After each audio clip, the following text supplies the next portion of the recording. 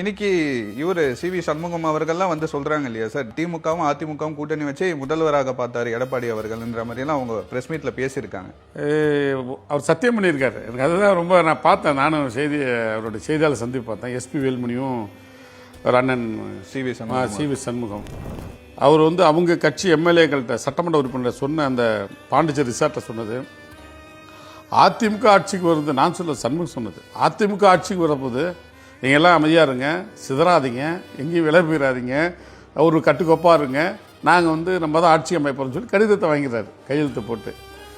அதன் பிறகு என்ன சொல்கிறாருனாக்கா, அதே அண்ணன் சி.வி. சண்முகம் தலைவர் எழுச்சி தமிழர் விசிக தலைவர் விடுதலை சிறுத்தைகள் தலைவரை வந்து ப்ரொமோட் பண்ணுறாங்க அப்படிங்கிற ஒரு செய்தி. அப்படி திமுக வந்து திருமாவளவன் பொது வேட்பாளரா ஒரு பொது வேட்பாளர் திமுக வந்து ப்ரொபோஸ் பண்ணது அடையாளப்படுத்துறாங்க அப்படிங்கிற செய்தி எனக்கு கிடைச்சது. அந்த தகவல் எனக்கு கிடைச்சது. அது உண்மையா சார்?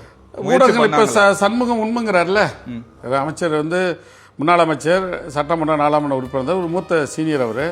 அவர் சத்தியம் பண்றாரு புள்ள மேல, சத்தியம் பண்ணி வந்து நடந்த சம்பவம் உண்மைங்கிறாரு. எனக்கு ஊடகவியலாளர் தகவல், எனக்கு ஊடகத்து மூலம் தகவல் கிடைச்சது. நாங்களே அந்த நேரத்தில் வந்து எல்லாம் முதல்வர் அப்படிங்கிற நாங்கள் எங்களும் தலைவரை தொண்டர்களை நானே வந்து கவுண்டம் ஸ்டார்டிங் 24 hours கவுண்டம் ஸ்டார்டிங் தான் நான் போட்டேன். நான் பதிவு பண்ணேன். நீங்களும் போட்டிருந்தீங்க. நான் இணையதளத்தில் போட்டிருந்தேன். அது இருக்கல, என்னுடைய ஆசை வேட்கை.